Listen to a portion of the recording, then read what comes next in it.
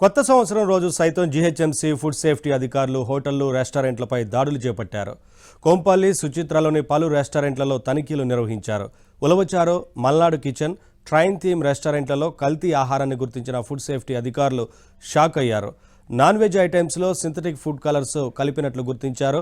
Kitchen పరిసరాలు పూర్తిగా అపరిశుభ్రంగా ఉండడంపై యాజమాన్యాన్ని ప్రశ్నించారు. కిచెన్లో బొద్దింకలను గుర్తించిన అధికారులు కొళ్లిపోయిన కూరగాయలు, కాలం చెల్లిన మసాలాలు వాడుతున్నట్లు తనిఖీల్లో తేల్చారు. తుప్పుబట్టిన ఫ్రిడ్జ్లో వెజ్, నాన్ వెజ్ ఆహార పదార్థాలు ఒకే చోట నిల్వ చేస్తున్నారని, చికెన్పై బటర్ అప్లై చేయడానికి రెస్టారెంట్లు పెయింటింగ్ బ్రష్ వాడుతున్నట్లు నిర్ధారించారు. హోటళ్ల యాజమాన్యాలు కనీస ప్రమాణాలు పాటించడం లేదని ఫుడ్ సేఫ్టీ అధికారులు తేల్చారు.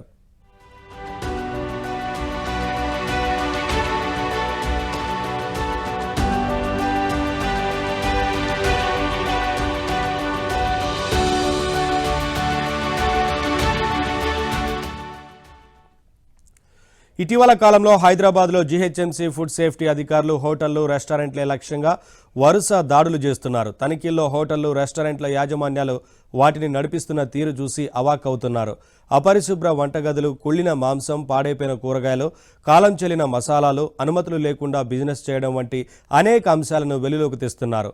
ప్రజల ప్రాణాలను హరించాలని చూస్తే యాజమాన్యాలపై చర్యలు తీసుకుంటున్నారు. అయితే అధికారులు ఎన్ని చర్యలు చేపట్టినా మిగతా వారిలో ఏమాత్రం భయం కనిపించడం లేదు. కనీస ప్రమాణాలు పాటించకుండా ప్రజల ఆరోగ్యాలతో ఆడుకునే ప్రయత్నం చేస్తున్నారు. అలాంటి హోటళ్లపై మరిన్ని కఠిన చర్యలు తీసుకోవాలని నగరవాసులు డిమాండ్ చేస్తున్నారు.